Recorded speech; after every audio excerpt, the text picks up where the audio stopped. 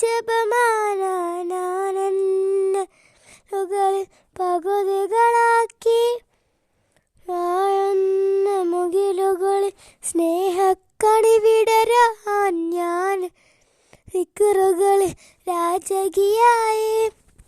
കാറ്റു കാറ്റു കഥകൾ തങ്ങി പ്രിയമേകോ ഇവരിൽ ഞാൻ തുവകൾ ചൊല്ലി.